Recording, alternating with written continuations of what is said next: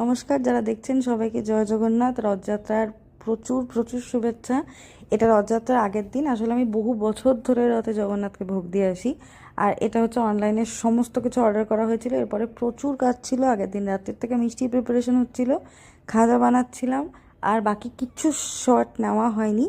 তো পরের দিনের ভিডিওতে আসি। এটা ফ্রিজ পরিষ্কার করার পরের অবস্থা। তো রসগোল্লা সাকসেস।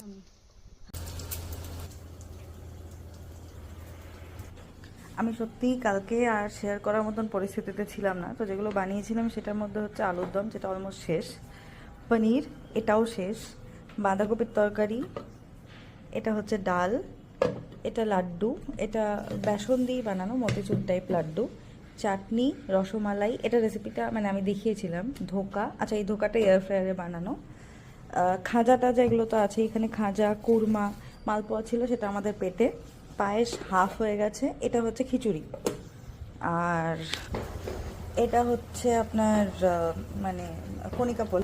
দই বড়াটা ডিসপ্যাচ হয়ে গেছে পার্সেল হয়ে, হ্যাঁ যেখানে যাওয়ার।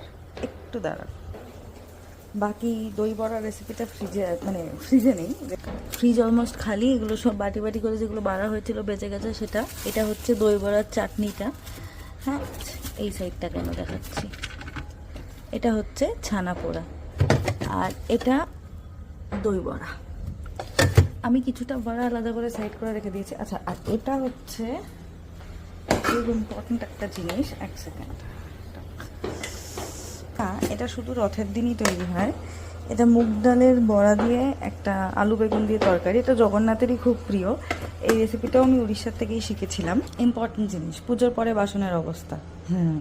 এর সাথে যেগুলো দেখানো হলো না, সেগুলোর মধ্যে আম পানা বানিয়েছিলাম, নারকেলের নাড়ু, লাল শাক নারকেল দিয়ে। তো যাই হোক, এটা আগে কিছু ভিডিও ক্লিপ নিচ্ছিলাম আমি, যেখানে খাজা বানানোটা আমি দেখানোর চেষ্টা করছিলাম, কিন্তু শেষ অবধি মাত্র দুজনের মানে কি জোগাড় যন্ত্রে এত বড় রান্না, তো আমরা আর সামলে উঠতে পারিনি। তো যাই হোক, আমার আর ছুটিও ছিল না। তো এবার পরের দিন দুপুরবেলা এইগুলোর মধ্যে থেকে অবশ্যই খাওয়া দাওয়া, কারণ পরের দিনে প্রসাদের স্বাদ অন্যই রকম লাগে। আপনারা কারা কারা বাসি প্রসাদ খেতে ভালোবাসেন জানাবেন। আর এটা আগের দিন রাত্রিবেলা যখন মিষ্টি বানানো হয় তখন ফ্রিজের অবস্থা ছিল অলমোস্ট খালিই ছিল, বাট স্টিল সেটা ক্লিন করার প্রসেসিং হচ্ছিল। তো ক্লিন করার পরেরটা তো আমি আপনাদের আগে দেখিয়ে দিয়েছি। আর তারপরে যাই হোক, আমি কোনো কিছুই শেয়ার করতে পারিনি, কাজে একটা ছোট্ট ভিডিও মানে ফটো অ্যাটাচ করলাম। আশা করি আপনাদের ভালো লাগবে। জানাবেন কেমন লাগলো, আর আপনারা কারা কারা রথযাত্রা কিভাবে সেলিব্রেট করলেন, কারা কি ভোগ দিলেন জানাবেন। ছুটি নেই, কাজেই প্রস্তুতির পালা। তো আমি